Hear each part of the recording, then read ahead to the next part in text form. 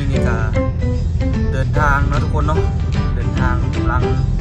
ไปซอกซื้อเครื่องซื้อของคนนักเรียนนั่งอยู่เต็มพึกตัวตังเขาที่วันเราก็ได้มาจัดบริเวณจักเทือนะขนมเขานี่ก็ได้ขนมนมเนย เราขี้คานดิเราไม่อยากขาย เจ้าก็ขี้ข้านเหรออุตส่าห์ไปซื้อปิ้งไก่มาแต่ก็ยังเนี่ยได้ซื้อนอมากินพร้อมทุกคน โอ้ได้เขา ลืมบ่ได้ 10,000เนี่ย กินข้าวแรงนั่นกันได้อทุกคนเด้อ เด้ มื้ อ อ กิ นี้ นข้าวกันเด้อ ไปเนี่ยนี่เห็นแต่วันนี้อ่อนเนาะ เอาเนาะเอาตัวเลย หยิบเนาะ กินแล้ว ลูกแก้วคนนั้นน่ะที่แซ่บอยู่ว่ะเพิ่งจากสีหน้าละจึ๊กมันจะหมายหมอกันเมื่อก่อนได้นั่งจดได้นั่งเลย เนาะคันเป็นตั้งเขาไม่นี่เนาะ ได้อยู่ก่อเจียวเขาก็ได้เผ็ด สุภาพคุณดู ทั้งตั้งเขาหรือนั่งให้นั่งมันสบายใจ เนาะ ก็ไม่ อ๋ อะ อ แม่เป็นอย่างนี้ต้องโต๊ะของโต๊ะเขาฮัดหน่อยเขาไม่เก่งเขาพลิกเรื่องโรงงานเขาอยู่อันนี้จ่อย พูดเลยกับคิดว่าฮับมา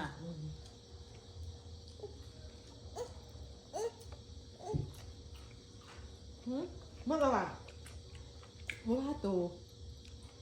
มุกต้มมาแล้วหน่อยสิ เรามาเอาอันนั้นไว้อิ่มร้อยหรอปะ บะฮูก่อน เราเอาเหรออู บะฮู เอาว่าเอาทำไม ที่เดี๋ยวจะเอาไปคือเรา เขาบอกเราเอาเองเดอร์คอยว่าอันเอาไปแล้วไปเอาสปอนเซอร์แล้วคอยว่าเราอยากกินอิ่มร้อยแล้วเขาถ้าเจ้าอยากกินเจ้าย่างมาเอาเด้อมาสิไปจ่ายแล้ว ก็ฉันเขาบอกเอาดอก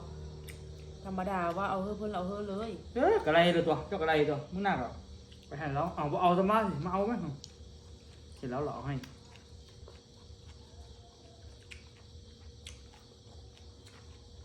ไม่เรากินนอก ปิ้งไก่ อ๋อแต่มันยากมันแก้ยังนะครับ กินปิ้งไก่นี่คิดเห็นแต่ปิ้งไก่วิเชียนอยู่ไรแซ่บเดี๋ยวก่อนเนาะ ไอ้บันตัวคอยว่ามูคนเป็นเจ้าของใกล้ที่เสียงเขาเสื้อแดงเสื้อเอาเกือบตาย รสดิ มันแค่เหมือนเลือดแซ่บเลย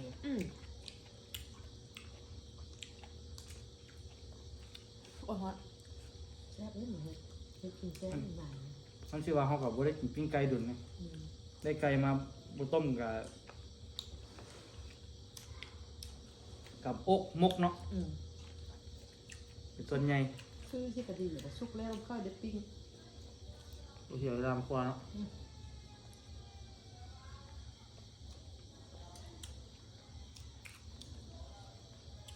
ซื้อปิ้งไก่ต้องใหม่กว่ามันบ่ใหม่บ่แซ่บคนกิน อันนี้คือที่หักเฮ็ดแล้วละมัน มันปิ้งไก่เก่าไม่ให้กินเท่านึงนี่เสียลูกค้ารถ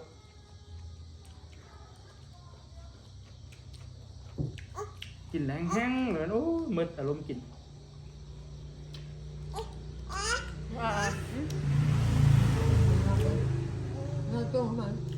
ก็ได้ดีบอก ดี นึกว่าคือสิสุกน้ำเลยแหละ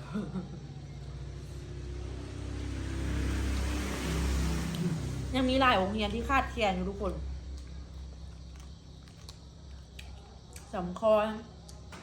โคนเหล่าโคนทรายนาไทยวังหลวงโอ้หลาย วันเรื่องเงินขาดแคลน เกือบทุกโรงเรียนเลยเนาะอยู่ในบ้านเราเนาะ นับบุ้งแล้วแต่ก็ยังดีเนาะมีเนาะพ่อแม่ แล้วไหม พ่อแม่เอาไปอยู่ต่างประเทศก็ยังแบบกลับมาช่วยเหลือเนาะ แล้วแบบ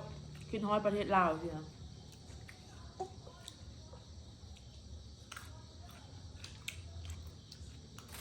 เล็กน้อยผู้ประมาณนี้เห็นอู้กับเต้ยกระตุ้นตานดีใจขนาดนั้น เด็กน้อยเห็นหน้าคอยเฮ้ยไอ้ต้นมือที่ไปแจกขนมอีกเหรอ ยามที่จริงเลย แม่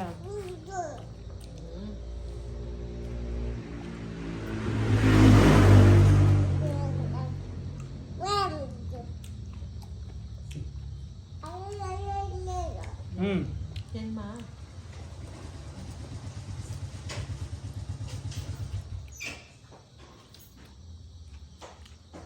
มีเรื่องอยู่ ใช่ป่ะ ได้แล้ววะหนูตัวนั้นน่ะ หนูตัวนั้นได้แล้ววะ เห็นว่าหลังนี้จะมาไปสรุปเขาชอบเขาเล่นดีกว่าน้องมันถึงจะมาไปเลยเพียงแต่มันก็เจ๊งเรื่องอะไรไปยังชอบสื่อพันคนละ มันเม่นไหมสิเฮ้ย มาฆ่าเราได้ไหมไง เอาซื้อมาใส่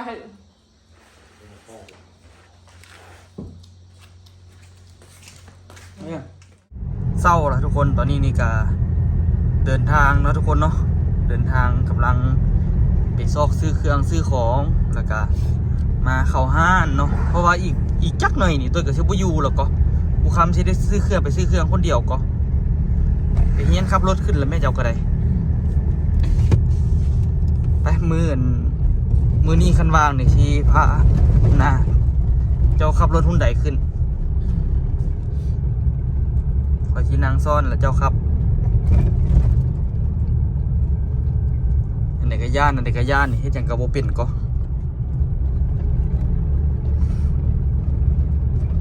ที่จริงแล้ววันไหนขับง่ายกว่ารถคันนี้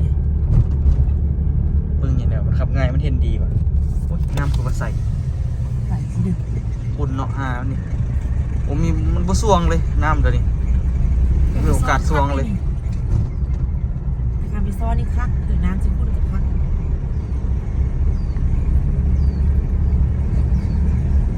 ตะเวนยามเช้า แล้วปีนี้น้องสารหนาวปีกายผู้หนาวเนาะ ปีกายบ่หนาวเลยปีนี้นี่หนาวแท้เมื่อวานว่าส่งโตะยงเฮียนนี่แหละ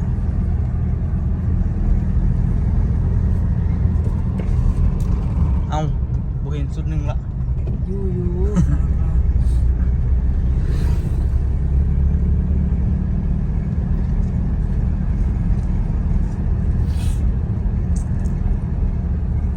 บรรยากาศตอนเช้าเนาะแสงแดดกำลังออกมา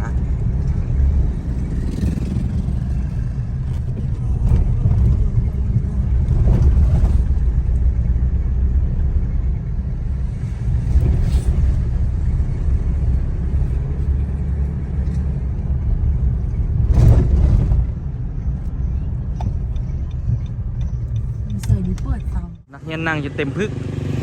ตัวตังเฮา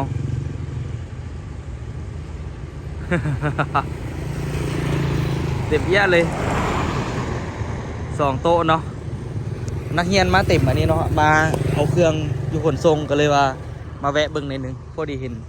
นักเรียนนั่งเต็มอันนี้เป็นมสเวียงจันทน์นะทุกคนเฮ้ยมสเวียงจันทน์ท่านมสลองซานนี่เบิ่งนักเรียนเต็มพึกเลยเห็นว่าตังเฮาคนนั่งเต็มหมดเลยแต่ก็มีหลายคนอยู่ที่ยังได้ยืนอยู่เนาะคือบ่มีนะมองแต่กระตากแดดแล้วทุกคนนั่งล้มกันม้วนๆไปเนาะนักเรียนบ่ไกลหลายนักเรียนอยู่นี่อันนี้เฮามาแวะเบิ่งเนาะอันนี้มี2 ชุดเนาะโรงเรียนนี่ก็2 ชุดเดี๋ยวจังหน่อยมื้อนี้สิไปเฮ็ดเกียมเฮ็ดอันตังอยู่วังหลวงอีกให้มันได้อีก2 ชุดกลับละนักเรียนโรงเรียนใหญ่อยู่ดิมาแวะเอาเครื่องกลับละตอนเช้าก็ไปเอาเครื่องเอาของเนาะทุกคนเอามาแล้วก็เดี๋ยวหลังจากแล้วนี่แล้วก็สิออกไปเริ่มเฮ็ดโตะเฮ็ดตังแล้วก็ให้มันได้ส่ง2 สูตรมื้ออื่นตัวมีเวียกสิได้ขึ้นไปเวียงทุกคนส่วนต้นตาลมีน้าไปนำให้มีน้าไปกวดท้องนั่นเลย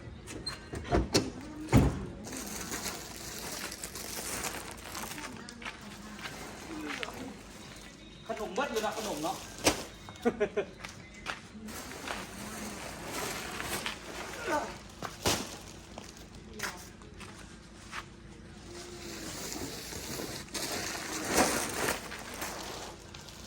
เดี๋ยวให้โอคำไปจัดเอา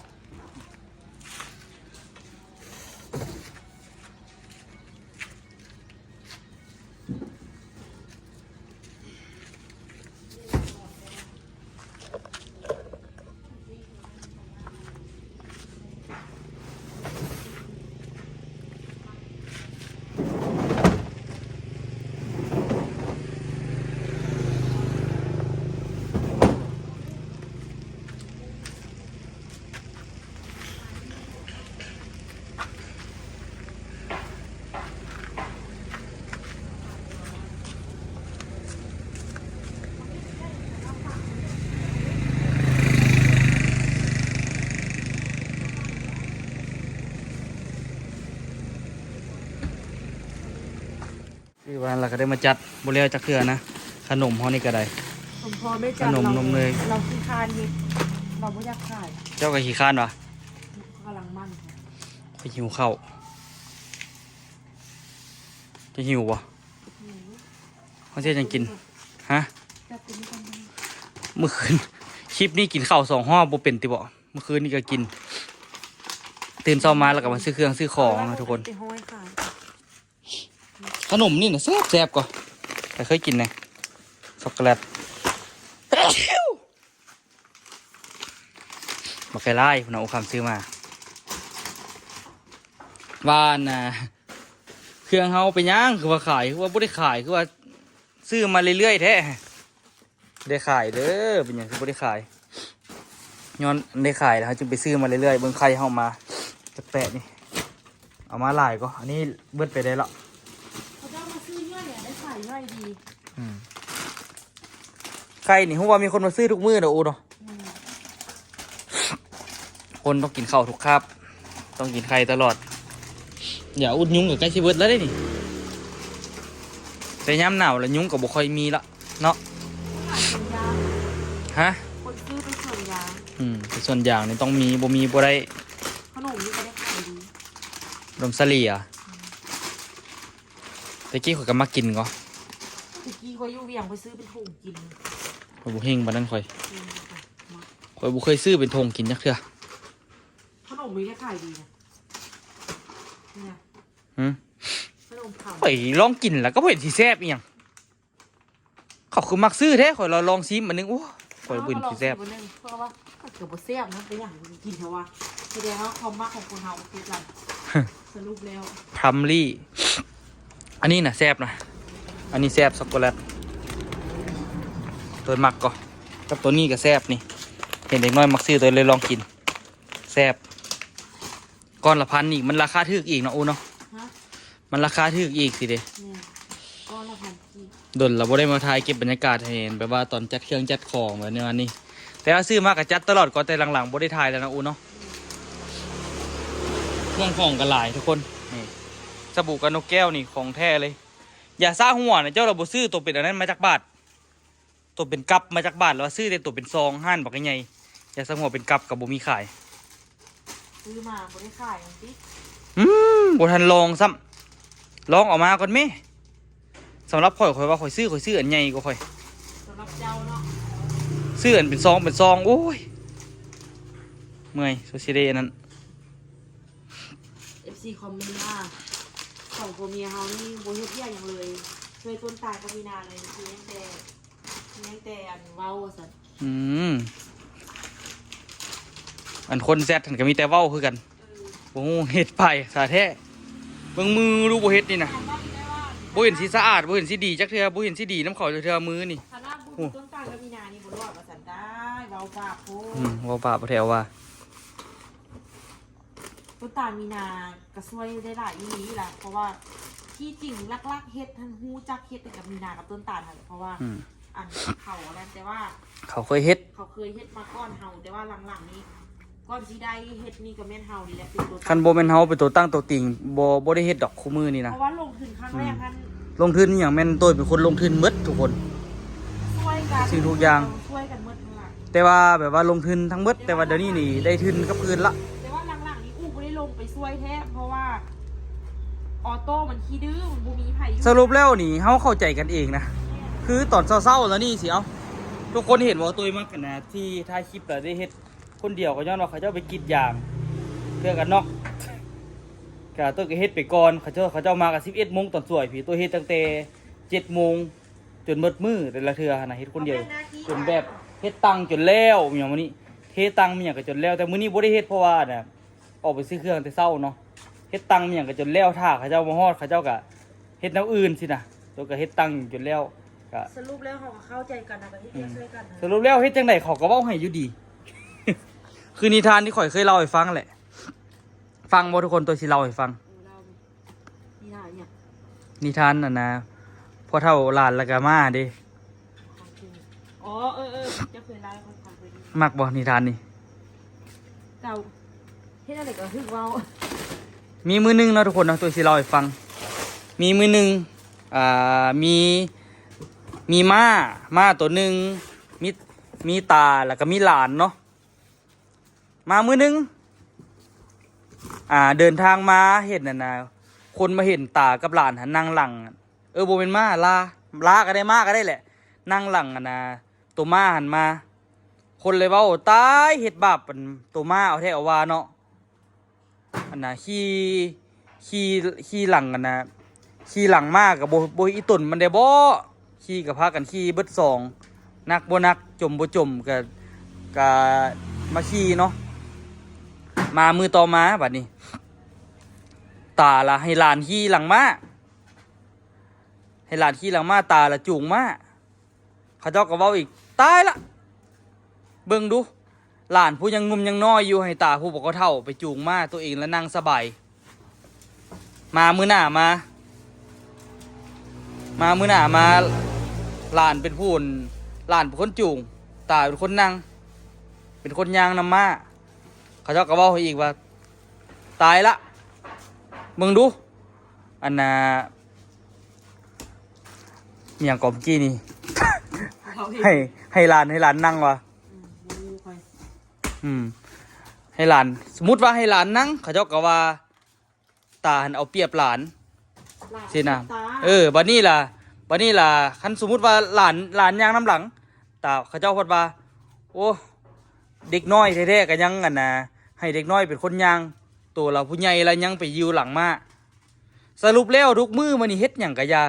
สิขี้ทั้งหมดสิย่างทั้งหมดหรือว่าสิอยู่หลังทั้งหมด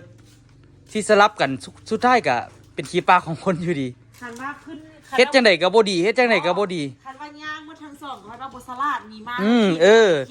บัดนี้นี่ย่างมื้อทั้งสองจุงมาตายแล้วบัดนี้มีมากับมีอยู่ละผัดไปจุงมันแทนที่สิขี่บ่สลาดสินะสุดท้ายแล้วเว้าเฮ็ดจังได๋แล้วถึงสิเฮ็ดวิธีใดคนก็เว้าให้อยู่ดีคือเฮ็ดนี่แหละตัวก็เฮ็ดแท้เฮ็ดว่าก็ยังมีคนเว้าให้บางทีถ่ายคลิปก็แม่นอยู่บางส่วนที่แบบว่าเฮาถ่ายคลิปแต่เฮาก็เข้าใจกันเองนะแต่ละคนแต่ละหน้าที่มีนาก็เฮ็ด YouTube ก็เข้าใจกันทุกคนเฮาเข้าใจกันเองสุดท้ายตัวสิเฮ็ดหยังก็ถูกเว้าให้อยู่ดีถึงสิเฮ็ดทานแล้วเป็นหลังก็ยังมีคนเว้าให้อยู่ว่าบ่มีความละเอียดละออเฮ็ดก็บ่ดีเฮ็ดบ่ได้เมี่ยงก็บ่มีความมาตรฐานจักหน่อยแต่สุดท้ายก็ยังมาเป็นห้านให้โดยที่แบบว่าตัวก็บ่เคยเฮ็ดมาก่อนอันนี้ก็เป็นหลังครั้งแรกที่ตัวเฮ็ดมาก็ได้ซ้ำนี่ก็มีทั้งคนย่องมีทั้งคนเว้าให้เนาะมีคนติคนด่าคนให้แต่ว่าบางสิ่งบางอย่างนะเฮาก็ตัวก็เลือกเด้สำหรับคอมเมนต์ใดที่เป็นประโยชน์สมมุติว่าเฮ็ดอันนี้มันต้องเป็นอันนี้เด้อสินะเฮ็ดอันนี้มันต้องเป็นอันนี้มุมมันมุมตัวนี้มันบ่เข้าที่เข้าทางบางคนก็ว่าโง่จ้าบ่เคยเฮ็ดมาก่อนก็อวดสลาดอย่างประมาณนี้นะตัวก็เลยฟังแบบคนที่แบบว่ามุมแบบนี้มันโอเคตัวสิเลือกฟังคอมเมนต์เนาะทุกคนบ่แม่นว่าสิได้ไปฟังทุกอันทุกอย่างเพราะว่า FC หลายคนหวังดีกันหลายเลยสิมีแต่ประมาณโอ้ย 5% อยู่ ใน 100% นี่มี 5% ก็คอมเมนต์ดีๆก็มีหลายตัวก็เลือกแต่คอมเมนต์ดีๆมาเว้า1%เขาเว้าบ่ดีนะข่อยว่า 5% ข่อยว่าเว้าบ่ดีนะมีอยู่ฮอด 5% อยู่ยังมี90%คอมเมนต์ดีๆให้กำลังใจมาตลอดอันใดบ่ถูกเพิ่นก็แนะนำเฮาก็โอเคก็แม่นความเพิ่นได้เฮาก็มาปรับปรุงเนาะสินะอันใดตัวก็บ่เฮ็ดหยังมาก็สุดท้ายก็คันเขาอยากเว้าให้เขาก็เว้าให้อยู่ดีเนาะอูเนาะเขาก็ว่าคือเขาค่อยนั่นแหละว่ากันค่อยนี่ยังถือเว้าหลายพวกคำมาระบายอารมณ์วันนี้ตัวก็ระบายให้กันเพื่อมันก็เป็นตาซานอีหลีเด้อันบ่เฮ็ดหยังซั่นตายลงมาเป็นอูรองซานก่อนเด้อค่อยมาเว้ามือตัวนี้บ่เคยสะอาดเบิ่งดูนี่ขี้เล็บมือนี่พุ่นน่ะขนาดอนามัยแท้อนามัยว่าเบิ่งฝ่ามืองามคือเขาระบ่เบิ่งดีๆเอานี่งามคือเขาระบ่นี่เหี่ยวจนบ่ฮู้สิเหี่ยวแล่จนบ่ฮู้สิแล่ไปไสละเวลาสร้างสรรค์กับคู่หรือว่าไปเจอคู่พุ่นน่ะตัดออกไปเลยอูนะพุ่นน่ะมือแต่ละอันน่ะด้านจนบ่ฮู้สิด้านไปไสละแกะบักหลายเทื่อละก็ยังว่าบ่เฮ็ดเวียกเฮ็ดงานว่ากินเปรียบเพิ่นโอ้ยเมื่อยเด้เนาะคันเฮาบ่เฮ็ดเวียกนี่โลกใบนี้มุ้ยไผ ตัวนี่ทุกมือนี่หัวปั่นจนบ่ฮู้สิปั่นไปไสละบ่ได้อยู่ได้เซาจักเทื่อถ่ายคลิปนี่ก็เป็นเวียกประจำของเฮาอีกอย่างหนึงเด้ทุกคนบ่แม่นว่าบ่แม่นเด้เวียก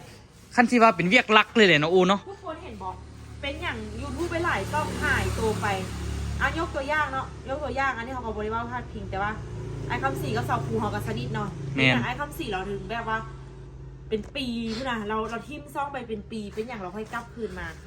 1ก็คือมันเบิร์นเอาเมื่อไฟเนาะ2ก็คือแบบคิดคอนเทนต์พอออกบุ้งเฮ็ดอย่างบางเทื่อกับเบื่อกับตัวเองที่แบบเฮ็ดละเฮ็ดอันเก่าๆซ้ำๆซากๆแล้วเป็นอย่างอู้กับตัวถึงแบบว่าเฮ็ดนั่นเฮ็ดนี่อยู่ตลอดเวลาเพื่อให้มันเบื่อทุกคนเพื่อให้มันแบบว่าเพราะเราเฮ็ดอาชีพนี้ฮันมันบางเทื่อรู้สึกว่ามันจำจีนะเมื่อเด็กกระท่ายแล้วมันรู้สึกแบบเบื่อย่านคนบ่เบิ่งบ่เฮ็ดแบบนี้ย่านคนบ่มักบ่อันเดซี่นะมันเลยต้องได้หานี่เฮ็ดเพื่อมาซัพพอร์ต YouTube ได้แล้วก็เพื่อได้เงินตัวนี้ได้เขาสิคิดอะไรว่าเขาสิหาเงินแบบว่าเขาเฮ็ดโต๊ะเขาก็ได้เงินเนาะเขาถ่ายคลิปโต๊ะเขาก็สิได้เงิน เพื่อให้มันแบบว่าบ่เบื่อหั่นนะประมาณนี้นะมันบ่ได้ง่ายเลยเฮ็ด YouTube นะ บ่ได้ง่ายเลยทุกคน ซ่องอื่นนี่บ่ซั้นหลายๆซ่องนี่เขาก็อยู่ได้เลยหลายๆซ่องหายตัวไปเท่าละน้อยเห็นบ่ แต่ก็โชคดีเฮา2คนแบบว่ามี FC ที่แบบว่าฮักเฮาแท้เนาะเบิ่งคลิปไปเฮาประจำ เขาก็พยายามถ่ายมาให้เบิ่งทุกมื้อคือแบบนี้เลยนี่นะที่จริงนี่เห็นบ่คลิปอันเฮ็ดเบี้ยงเนี่ยมันบางเทื่อมันก็บ่มีเวลาถ่ายเธอเบิ่งดอกเฝ้าค่ะน่ะเฝ้าเฮ็ดเฝ้าแล้วสินะแต่บางเทื่อมื้อใดแบบว่าแบบชิวๆได้เลยนึงก็เฮ็ดเฮ็ดได้แล้วก็ถ่ายเธอเบิ่งสินะ แต่ว่าเฮาเฮ็ดคลิปทุกคนคิดเบิ่งมือหนึงตัวถ่าย2คลิปอูคำถ่าย2คลิปมือหนึง4คลิปทุกคนคิดเบิ่งว่าคลิปหนึงนี่บ่ได้ง่ายเด้เฮาถ่ายนี่พยายามถ่ายให้ได้30นาที2คลิปชั่วโมงนึงแต่ว่าบ่แม่นเฮาสิถ่ายรวดเดียว30นาที30นาทีก็เฮาถ่ายหลายต่อมาต่อใส่กันก็ส่วนสิได้คลิปหนึงเนาะอูเนาะ แม่น บ่แม่นธรรมดาเลย ให้เขามาเล่าในมุมมองเขาให้ทุกคนฟังซื่อๆแต่ว่าคนที่คอมเมนต์บดีอันเดียวกันหลังๆกับบ่ค่อยใส่ใจหรอกแต่บางเทื่อก็มึนนะมึนแบบเว้าแล้วกันคนอื่นมาต่อแย่ ขนาดบ่ใส่ใจเด้อนบวก1จริงครับนั่นแหละ ครับเพิ่นใดว่า แต่ว่าตัวนี้ก็คันสิให้มันละเอียดเบิดทุกอย่างนี่ก็เป็นไปบ่ได้คือตัวเฮ็ดตังนะทุกคนเฮ็ดตังนี่ตัวเสื้อแล้วว่าสิมีคนเว้าให้ แต่สุดท้ายก็มีอีหลีมันบ่มีไผอยากให้มันพลาดดอกว่าซุรุ่ยซุร่ายนี่มื้อนึงมันต้องเกิดอยู่แล้วทุกคนมันต้องมีความผิดพลาดสิให้เพอร์เฟกต์ไปทุกอย่างมันเป็นไปบ่ได้ดอก จะพยายามอยู่ คือตัวว่าไปเฮ็ดให้มันอันน่ะพลาดมันบ่มีไผอยากพลาดดอกทุกคนเอ้ยตัวเฮ็ดตังหั่นน่ะ1ก็เสียปูน2ก็เสียเวลา3นี่เมื่อยนี่สุดยอดความเมื่อย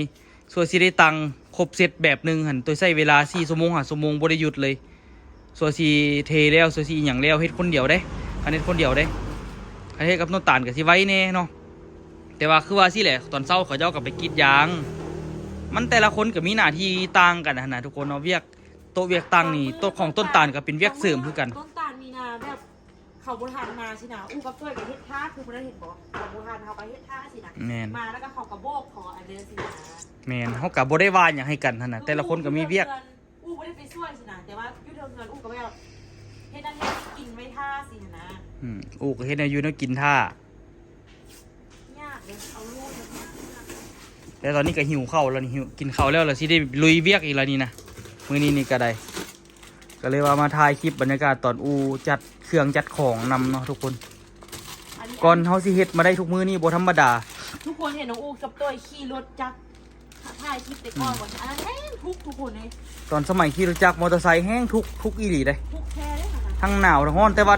ถึงสิทุกข์แต่กันกับม่วนเด้ตะกี้นะ เมื่อกี้เฮาบ่มีภาระเด้เฮา เฮาบ่มีภาระเฮาสิไปใส่ก็ไปได้มาเลยแบบม่วนเนาะทุกคนแต่ว่าหลังๆนี่ถามว่าอยากไปบ่ก็เฉยๆเนาะอูเนาะไปก็ได้บ่ไปก็ได้แต่ส่วนหลายก็บ่ได้อยากไปเฮงดอกอยู่เฮือนก็ดีกว่า บอกกับม้วนแต่ว่าหลังๆนี่มันคาเวียกหลายอันยุ่งคือว่ามันต้องสร้างพื้นฐานให้ตัวเองนะเพราะว่า YouTube มันไม่ได้อยู่กับเราไปตลอดชีวิตถ้าสมมติว่าเขาที่ท่าให้ YouTube ล่มแล้วเขาจะค่อยมาเฮ็ดอันอื่นนะแล้วเนี่ยโคทันสินะเขาต้องหาพื้นฐานในตอนนี้ไปก่อนถ้าตัวใดตัวหนึ่งบ่ได้เขาก็เอาตัวหนึ่งสินะ แม่นแหละข่อยว่าข่อยสิสั่งกล้องวงจรปิดเพิ่มอู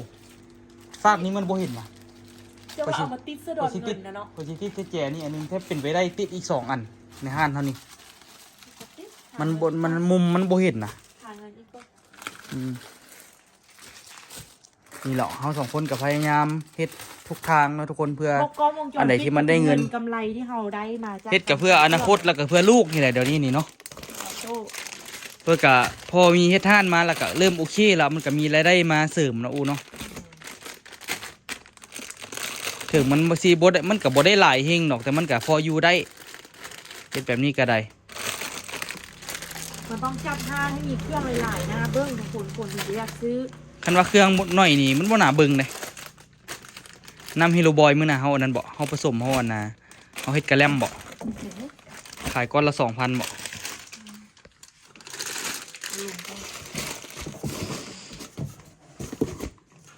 อย่างนี้ตอนนี้ทุกคนห้านเฮานี่เริ่มอยู่โตเนาะยามใดที่เครื่องมันมืดเท่ากับพยายามเออกมาเสิร์ฟนี่โอ้มึงตื่นย้ำไก่ดูดนมอยู่เคยเอานมไว้ข้างๆเอาดิออโต้ตื่นละทุกคนเลยอันนาคันตื่นแต่บริเวียกได้งานก็ ข่อยเวลามันนอนข่อยเอานมไปไว้ข้างๆโบซันมันให้แต่นี้ดูดนมอยู่อาจจะนอนคืนมันสิว่าละตื่นเสียงไก่นะ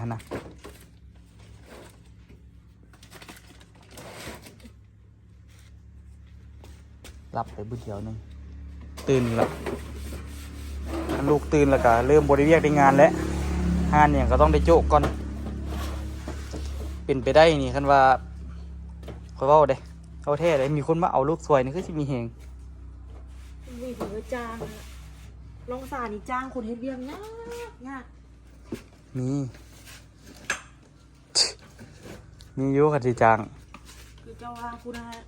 ะ จะจ้างกับบได้แพงเฮงดอกมากับเป็นฮะมากะ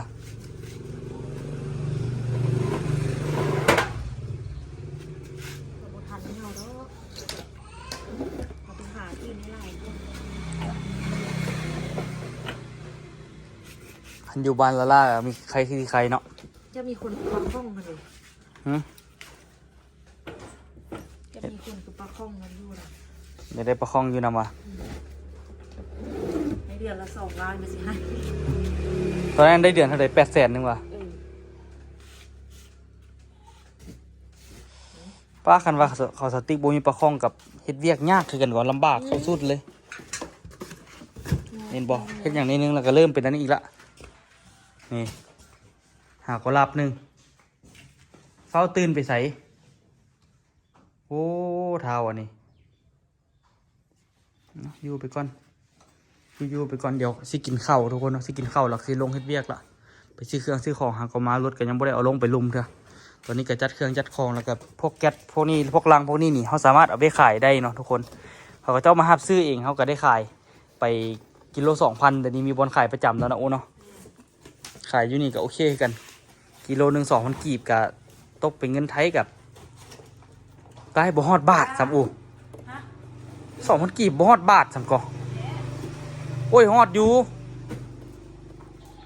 บาทหนึ่ง600โอ้ย670 สตางค์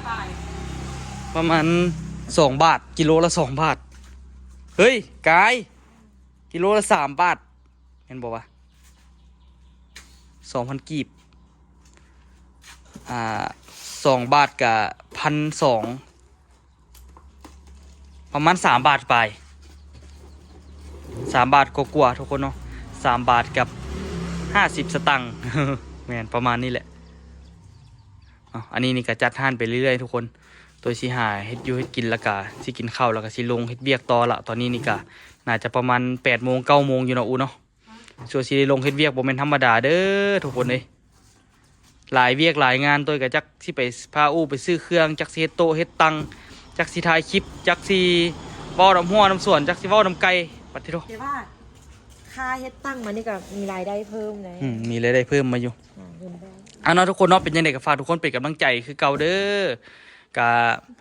ขอขอบใจทุกคนหลายๆที่เป็นกำลังใจให้แล้วก็ช่วยซัพพอร์ตเฮาช่วยเบิ่งคลิปเฮาเนาะโอ้เนาะเอาไว้เจอกันคลิปหน้าทุกคนฝากทุกคนเป็นกำลังใจเรื่อยๆนะบ๊ายบาย บ บ๊ายบาย